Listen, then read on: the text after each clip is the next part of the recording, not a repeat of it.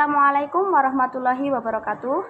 Saya Maftuhatul Mungawanah, mahasiswi dari STAI Tanbihul Hafilin Banjarnegara. Di sini saya akan sedikit menjelaskan tentang Syiah. Syiah menurut bahasa artinya pengikut, pendukung, atau kelompok. Sedangkan secara terminologi artinya sebagian kaum muslim yang dalam bidang spiritual dan keagamaannya selalu merujuk pada keturunan Nabi Muhammad SAW. Mereka hanya menerima wahyu yang berasal dari Ahlul Bait dan menolak semua yang berasal dari sahabat yang bukan Ahlul Bait. Mengenai kemunculan Syiah, terdapat perbedaan pendapat di antaranya. Menurut Abu Zahra, Syiah mulai muncul pada masa akhir pemerintahan Utsman bin Affan dan lalu tumbuh dan berkembang pada masa pemerintahan Ali bin Abi Thalib. Sedangkan dari kalangan Syiah muncul berkaitan erat dengan pergantian khalifah Nabi Muhammad SAW dan mereka menolak permintaan Abu Bakar, Umar bin Khattab, dan Utsman bin Affan. Mereka beranggapan bahwa yang berhak menggantikan Nabi Muhammad SAW hanyalah Ali bin Abi Thalib. Sesuai dengan hadis Nabi di Hadir Kaum yang secara jelas mengatakan bahwa beliau telah memilih Ali untuk menggantikannya. Keberadaan Syiah diperkuat dengan peristiwa peperangan antara Ali dan Muawiyah yang dikenal dengan Perang Siffin, yang berkaitan dengan arbitras dan tahkim. Sikap Ali yang menerima tahkim yang ditawarkan oleh Muawiyah membuat pendukungnya terpecah menjadi dua kelompok. Yang pertama, kelompok Khawarij, kelompok yang tidak setuju dengan tahkim, dan yang kedua, kelompok Syiah, kelompok yang tetap setia dengan Ali dan tetap mendukungnya. Yang kedua, sejarah munculnya Syiah. Mengenai kemunculan Syiah dalam sejarah terdapat perbedaan di kalangan ahli. Menurut Abu Zahra, Syiah mulai muncul pada masa akhir pemerintahan Utsman bin Affan, kemudian tumbuh dan berkembang pada masa pemerintahan Ali bin Abi Thalib. Adapun menurut ahli lain, Syiah baru benar-benar muncul ketika berlangsung peperangan antara Ali dan Muawiyah yang dikenal dengan Perang Siffin. Dalam peperangan ini, sebagai respon atas penerimaan Ali terhadap arbitras yang ditawarkan Muawiyah, pasukan Ali diceritakan terpecah menjadi dua. Satu kelompok mendukung sikap Ali, yaitu Syiah, dan kelompok menolak sikap Ali, yaitu Khawarij. Kalangan Syiah sendiri terdapat bahwa kemunculan Syiah berkaitan dengan masalah pengganti khalifah Nabi Muhammad SAW.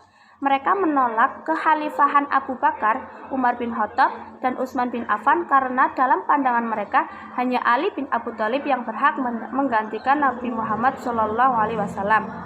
Kepemimpinan Ali dalam pandangan Syiah tersebut sejalan dengan isyarat-isyarat yang diberikan Nabi Muhammad pada masa hidupnya. Pada awal kenabian, ketika Nabi Muhammad SAW diperintahkan menyampaikan dakwah ke kerabatnya, yang pertama menerima adalah Ali bin Abi Thalib. Diceritakan bahwa pada saat ia mengatakan bahwa orang yang pertama menemui ajakannya akan menjadi penerus dan pewarisnya. Selain itu, sepanjang kenabian Nabi Muhammad SAW, Ali merupakan orang yang luar biasa besar. Bukti utama tentang sahnya Ali sebagai penerus Nabi adalah peristiwa Hadir Hum. Diceritakan bahwa ketika kembali dari haji terakhir dalam perjalanan dari Mekah ke Madinah di satu padang pasir yang bernama Hadir Hum, Nabi memilih Ali sebagai penggantinya di hadapan massa yang menyertai beliau. Perlawanan dengan harapan mereka, ketika Nabi wafat, ada kelompok lain yang pergi ke masjid untuk menentukan pemimpin yang baru karena hilangnya pemimpin yang secara tiba-tiba. Sedangkan anggota keluarga Nabi dan beberapa sahabat masih sibuk dengan persiapan pemakaman Nabi. Kelompok inilah yang kemudian menjadi mayoritas bertindak lebih jauh dan sangat tergesa-gesa, memilih pemimpin yang baru dengan alasan kesejahteraan umat dan memecahkan masalah mereka saat itu. Mereka melakukan itu tanpa berunding dahulu dengan Ahlul Bait, kerabat, ataupun siapapun sahabat yang pada saat itu masih mengurusi pemakaman. Mereka tidak memberitahu sedikit pun. Dengan demikian, kawan-kawan Ali dihadapkan pada suatu hal yang sudah tidak bisa berubah lagi, atau fait accompli. Perbedaan pendapat di kalangan para ahli mengenai kalangan Syiah merupakan suatu yang wajar. Para ahli berpegang teguh pada fakta sejarah pepecahan dalam Islam yang memang mulai mencolok pada masa pemerintahan Utsman bin Affan dan memperoleh momennya yang paling kuat pada masa pemerintahan Ali bin Abi Thalib. Tepatnya setelah Perang Siffin, adapun kaum Syiah, berdasarkan hadis-hadis yang mereka terima dari Ahlul Bait, terdapat bahwa perpecahan itu sudah mulai ketika Nabi Muhammad SAW wafat dan kekhalifahan jatuh ke tangan Abu Bakar. Segera setelah itu terbentuklah Syiah bagi mereka pada masa kepemimpinan Al-Khulafa Ur-Rasyidin sekalipun. Kelompok Syiah sudah ada. Mereka bergerak di bawah permukaan untuk mengajarkan dan menyebarkan doktrin-doktrin Syiah kepada masyarakat. Yang selanjutnya ada pokok-pokok pemikiran Syiah, di antara lain ada Tauhid, Al-Adl, Al-Nabawut, Al-Immah, Al-Ma'ad atau tempat kembali. Lebih jauh, Abu Zahra menjelaskan bahwa Syiah ekstrim atau Ghulat adalah kelompok yang menempatkan Ali pada derajat ketuhanan, dan ada yang mengangkat pada derajat kenabian bahkan lebih tinggi dari Nabi Muhammad SAW. Gelar ekstrim yang diberikan pada kelompok ini berkaitan dengan pendapatnya yang janggal, yakni ada beberapa orang yang secara khusus dianggap Tuhan dan ada beberapa orang yang dianggap Rasul setelah Nabi Muhammad SAW. Selain itu, mereka mengembangkan doktrin-doktrin ekstrim lainnya seperti tansuh, hulul, tasbih, dan ibahah. Mengenai jumlah sekte Syiah, ulat para mutakalimin berbeda pendapat. Syarastani membagi sekte Ghulat menjadi 11 sekte. Al-Ghurabi membagi menjadi 15 sekte.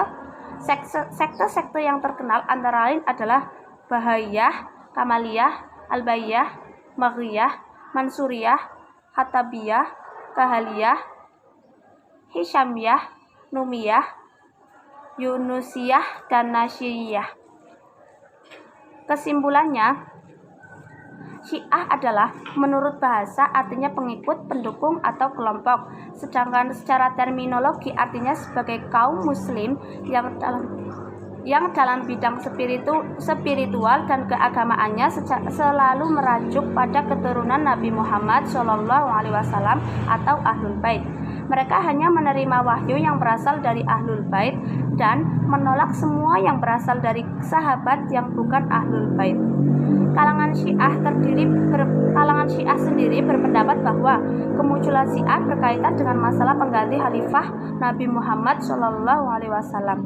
Mereka menolak kekhalifahan Abu Bakar, Umar bin Khattab, dan Utsman bin Affan karena dalam pandangan mereka Ali bin Abi Thalib yang berhak menggantikan Nabi Muhammad SAW.